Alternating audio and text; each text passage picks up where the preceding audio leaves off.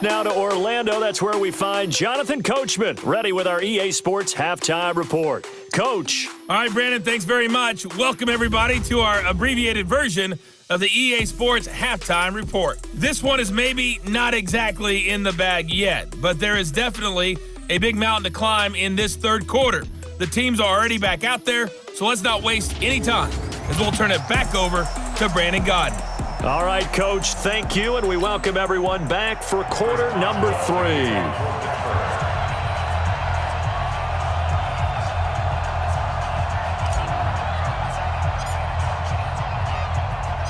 Both teams appear ready for the fight ahead, and we resume action here in quarter number 3. That'll be taken in the end zone. And he won't return this one. He'll go down to a knee, and they'll start at the 25. Time for our players spotlight, and it focuses in here on Cam Newton. And maybe he's starting to wave the white flag a little bit. He's playing pretty well, but the pressure, it's got to him. Has to find a way to step around it, step through it, or just handle it. Because as you mentioned, he's having a pretty good day overall. Just the hits keep coming and taking those sacks. That's not the way that they want to finish a ball game with their quarterback on the ground so much. He'd like to stay upright. When he's been upright, he's been pretty good. They go play action here on first down. Looking left sideline, but it's incomplete. Well, Charles, while we have a moment, you know what we need to do here is give a nod to the new Hall of Famers who were brought into Canton and inducted on August the 3rd. Champ Bailey, Pat Bowlen, Gil Brandt, Tony Gunn. Cam fighting. He lost the football. It's out. But fortunately, a Panther was able to get on this, so Carolina keeps the ball. On plays like this, when the ball comes free, it's often unusual for the team that lost it to get it back because this is the quarterback. The ball gets away from him. Everyone else is trying to execute what they're supposed to do on offense. They're usually looking in the other direction, downfield, or have moved away from him. In this case, though, a teammate is able to come up with the ball. And he's going to be brought down short of the first at about the 31-yard line. Pretty solid gain of 7 yards that time as he scrambled, but now they face a 4th down. I thought he did a pretty good job there to get back what he could, but let's face it, that sack on second down, talk about throwing a wrench into the works. It certainly did. Yeah, he did everything he could there trying to pick up some positive yardage, and he did, but not enough. Averaging over 50 yards a punt so far as this one's away. Switzer on the return. A good return there, call it 13 yards. And out will come the offense as they take over. Time for the Steelers offense now to get set for their first possession of half number 2. They were able to get the ball back here, didn't surrender any points. Now they'll look to add to that lead. How about the boost the defense gave them? Going right out on the field, shutting them down, not giving up any points, and turning the ball back over. They want to do their part now and show them a little respect and some gratitude by scoring some points. And to get a little more cushion. Well, Charles, if you think so far the early part of the preseason, who has stood out? If you take a peek back at the draft, the first round, it was pretty defensively minded, but there were 3 quarterbacks taken. Kyler Murray first, Daniel Jones 6th, Dwayne Haskins 15th. Of those guys, they've looked pretty good. I agree with you, Brandon. When you talk about those 3 quarterbacks, and you're right, the rest of the draft, we're talking about big linemen, right? We're talking about defensive players, not a lot of skill players in the first round. But let's take the quarterbacks very quickly.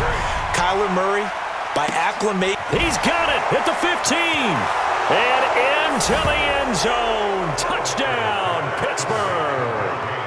Dante Moncrief, 68 yards. And the Steelers, they broaden their lead.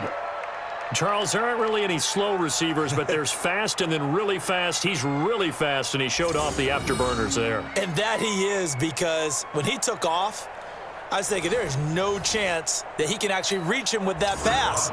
Yet he did, and he's still sprinting. And just think about what that does for everyone else on his team, because his ability to stretch a field opens things up for the rest of the receivers on the team. Extra point put through by Boswell. And the decision to just kick the extra point winds up successful.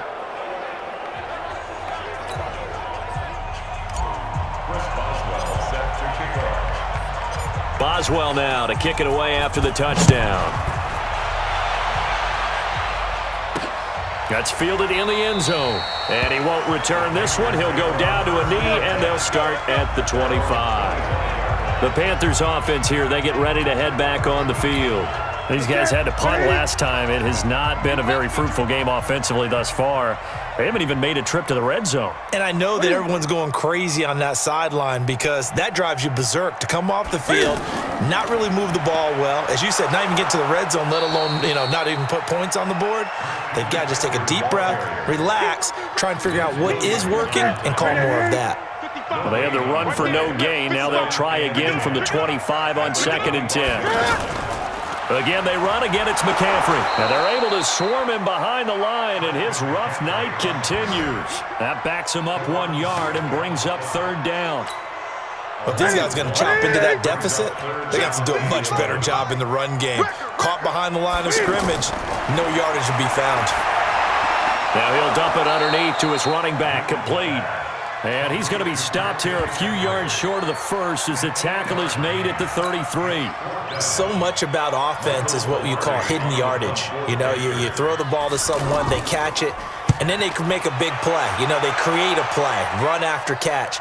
They did a really nice job there of limiting that and keeping him from a first down. Yeah, stopped him in his tracks. Well, someone's going to be happy with that effort. You know who else is going to be happy? His defense. Absolutely. He's created a very long field for that offense to try to traverse. And he got some help from Mr. Football there, checking up nicely. Good English on that punt. Got to do better. Come on, QB. Come on, Dave. Check. Now Roethlisberger on 1st down. He's going to float this one deep right side. And that's caught inside the 30. And he's in. Touchdown, Steelers. James Washington, 91 yards, as his guys continue to put this one out of reach. So from back deep in their own territory all the way into the end zone, you think they expected to score on that one? I'm not sure they expected to score, but they also showed that they're not averse to taking a little bit of a risk there, right? Taking a chance because the normal call is take care of the football, run it, be safe. Instead, they put it in the air and took a gamble, and it paid off in a big way. That wasn't an analytics call. That wasn't a fantasy guy's call. That was like a video game call right there. It was a little bit of a video game call, but it worked. Boswell good with the extra point, and that will extend this big lead. Those are the ones the offensive coordinators dream about. One-play drives from that distance. What an effort. It results in the touchdown. Boswell now to kick it away after the touchdown. That'll be taken in the end zone. And he won't return this one. He'll go down to a knee, and they'll start at the 25. Here's the Carolina offense as they get ready to take over here. These guys had to punt their last possession, and that's become too familiar of a refrain. Too many of these drives just wound up going nowhere. But you know how in baseball, when the pitcher gets a base hit and he's on base, they bring his jacket out to him to keep him warm? A lot of times the punter goes to the sideline, puts on sweatpants or a wrap over his leg to keep it warm.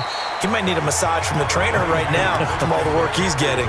8 yards on the pickup, and now they'll have some options on 2nd and short. Here's a 2nd and 2 now from the 33. They stay on the ground. McCaffrey again. Trying to run inside, but nothing there. It's Big Vince Williams who made the tackle. These guys have punted 4 times already, and they're staring at a 5th, barring a conversion here on 3rd down. And boy, he is very close to a first down, but from where they're spotting that football, he's going to be a foot or so short. A good rally to the football holds him to 2, and that brings up a 4th down. Well, it wasn't a big strike, but that completion put them in really great range. What do we have now, 4th and inches? Yeah, it's not more than a half a foot. You know what I would do here? You would always go for it. I'm one of those guys. Now a late flag comes in as they got him down via the face mask, and that'll give him even better starting position. So that flag will cost him 15. And it doesn't matter anymore how you get the face mask. Any part of it, that's going to be 15 yards.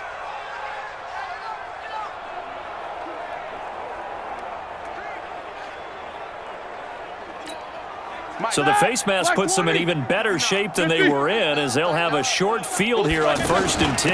Now Ben going to give this one to Connor. And down to the 44, 5 yards that time. third quarter and you've got the lead, you're not ready to go into that 4-minute offense to close the game out, but a running game can really benefit your team right now. Alert, alert! They'll stay on the ground with Connor again. And the stop here will come at the 38-yard line. A gain of 5, good enough for the first down. They're trying to show that they can run the ball and protect this lead. Give it to the backs, play a little bit of keep away, don't you think? And that's probably a good philosophy at this point, going to make that defense stand up and stop them. On 1st and 10 is Connor. And he'll go down, and that will do it.